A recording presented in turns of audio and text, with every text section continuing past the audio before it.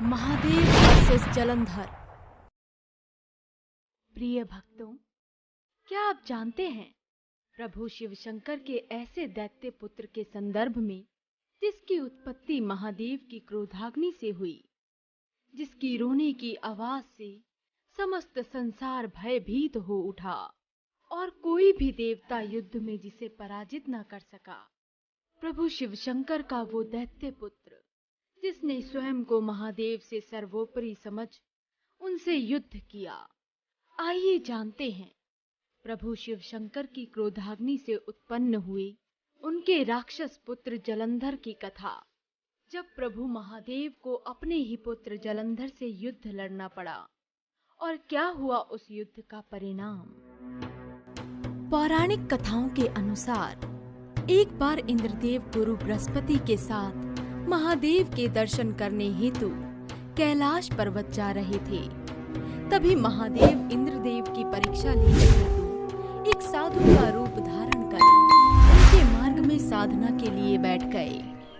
हे ऋषिवर, आप कौन हैं? परंतु महादेव ने इंद्रदेव की परीक्षा लेने हेतु उन्हें उनके प्रश्न का कोई उत्तर नहीं दिया। ये देखकर इंद्रदेव को अत्यधिक क्रोध आ गया। उन्होंने अपने शस्त्र से महादेव पर प्रहार करने का प्रयास किया।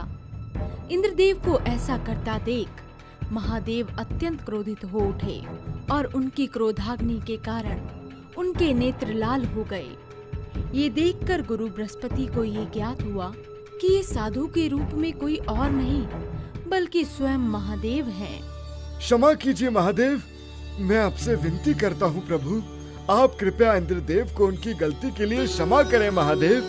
हमसे भूल हो गई महादेव, कृपया हमें क्षमा करें।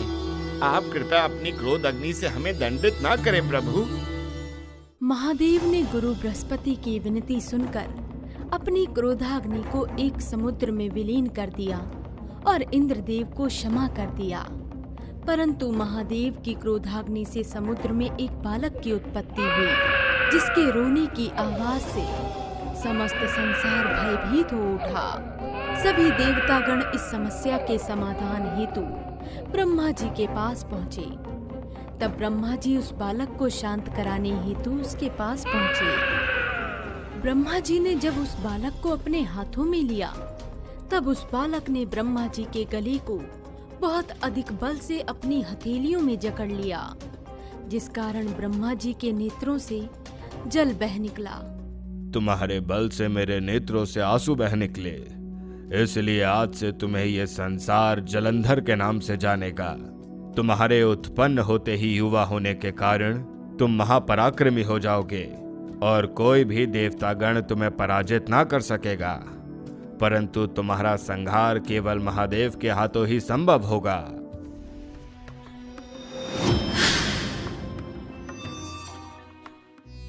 कुछ समय पश्चात जलंधर का विवाह राक्षस कालनेमी की पुत्री वृंदा से संपन्न हुआ। वो एक महान पतिव्रता स्त्री थी। उसके पतिव्रत धर्म के कारण जलंधर और अधिक शक्तिशाली हुआ और उसे अपनी शक्तियों पर बहुत अहंकार हो गया। वृंदा के पतिव्रत धर्म के कारण स्वयं महादेव भी उसका वध नहीं कर सकते थे। इस अहंकार से वो अत्यधिक अहंकारी और दुष्ट हो गया। पौराणिक कथाओं के अनुसार एक बार जलंधर ने अहंकार में आकर देवराज इंद्र पर आक्रमण कर दिया, परंतु देवराज इंद्र जलंधर को परास्त करने में सक्षम न हो सके और जलंधर का क्रोध और अहंकार और अधिक बढ़ गया और वो इंद्रदेव को खोजते हुए स्वर्गलोक पहुंच गया। जलंधर को वहां आता देख देवराज इंद्र और सभी देवतागण सहायता हेतु प्रभु श्री विष्णु के पास पहुंचे। हे प्रभु, आप हमारी सहायता करें, उस असुर जलंधर से हमारे प्राणों की रक्षा करें प्रभु। आप सभी बिल्कुल भी चिंतित ना हो, मैं अवश्य ही आप सभी की सहायता करूंगा। विष्णु जी अपने वाहन गरुड़राज पर सवार होकर असुर जलंधर का वध करने के लिए प्रस्थान करने लगे। परंतु तभी माता लक्ष्मी जी ने उनसे कहा, हे स्वामी, जलंधर मेरे भ्राता हैं। हम दोनों की ही उत्पत्ति जल से हुई है। यदि आपको मुझसे तनिक भी स्नेह है तो आप मेरे भ्राता का वध नहीं करेंगे।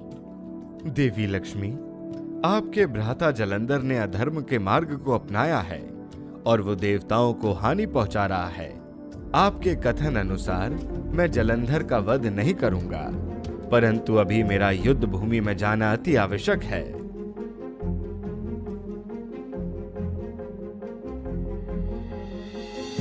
इसके पश्चात प्रभु विष्णु जलंधर के हितैषी बन उनको समझाते हैं। जलंधर, तुम महादेव की क्रोधाग्नि से उत्पन्न हुए और स्वयं को उनसे सर्वोपरि समझ रहे हो।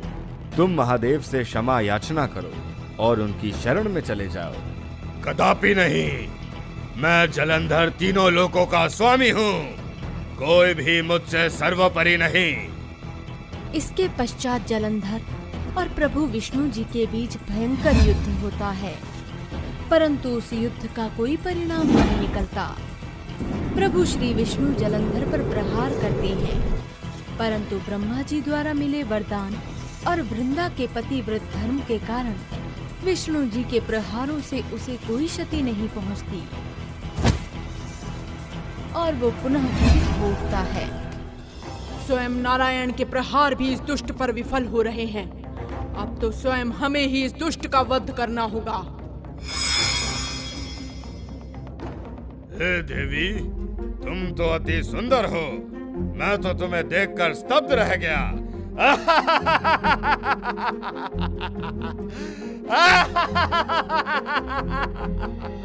दुष्ट, तुमने महादेव की अर्धांगिनी पर अपनी कुदृष्टि डाली है। मैं तुम्हारा अंत कर दूंगी। तुम मेरा वध करोगी? मैं सर्वशक्तिशाली जलंधर हूँ, सबसे श्रेष्ठ। मैं ही तीनों लोकों का स्वामी हूँ, कोई मुझे नहीं मार सकता। मैं सबसे शक्तिशाली हूँ, महादेव भी मुझे कोई हानि नहीं पहुँचा सकते। दुष्ट, तुमने स्वयं को महादेव से सर्वोपरि समझने का दुस्साहस कैसे किया? मैं तुम्हें जीवित नहीं छोड़ूंगी। इसके पश्चात जलंधर और माँ महाकाली के बीच भयंकर युद्ध आरंभ हुआ। माँ महाकाली के हर प्रहार के बाद भी जलंधर पुनः जीवित हो जाता था और इस प्रकार इस युद्ध का भी कोई अंत न था। तब स्वयं महादेव ने जलंधर का वध करना उचित समझा।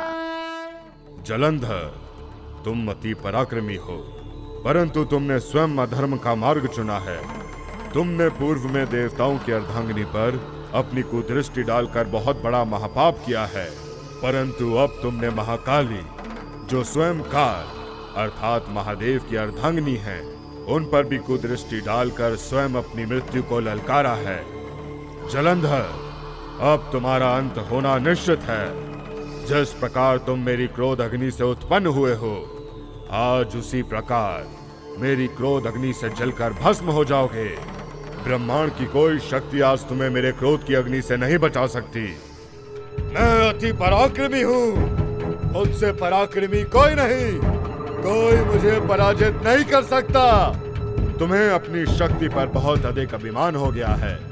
तुम्हारा अभिमान ही तुम्हारे अंत का कारण बनेगा। कोई मेरा अंत नहीं कर सकता। मैं सर्वशक्तिमान तीनों लोकों का स्वामी जलंधर हूँ, कोई मेरा अंत नहीं कर सकता।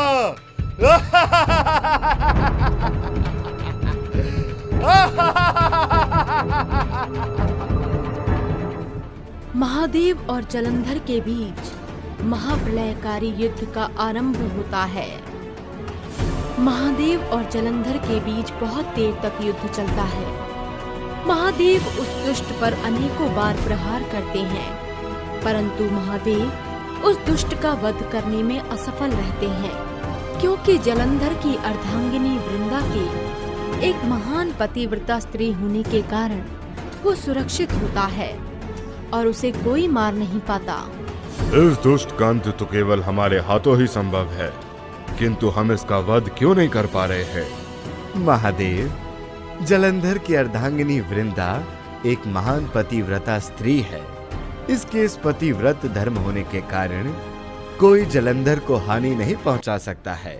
हमारा उसकी अर्धांगिनी वृंदा के पतिव्रत धर्म को भंग करना अति आवश्यक है। अन्यथा आप उसका वध करने में असक्षम होंगे। आपने उचित कहा नारायण, परंतु जलंधर की अर्धांगिनी वृंदा का पतिव्रत धर्म भंग करना किस प्रकार संभव है? हे महादेव, सृष्टि के कल्याण हेतु जलंधर का वध करना अति आवश्यक है। इसलिए हम स्वयं अपनी माया से वृंदा के पतिव्रत धर्म को भंग करेंगे। भगवान विष्णु स्वयं जलंधर का रूप धारण कर जलंधर के महल में प्रवेश करते हैं। वृंदा भगवान विष्णु को जलंधर समझकर उनके साथ पत्नी जैसा व्यवहार करने लगती है, जिस कारणवश उनका पतिव्रत धर्म खंडित हो जाता है। वृंदा का पतिव्रत धर्म खंडित होते ही जलंधर कमजोर पड़ गया।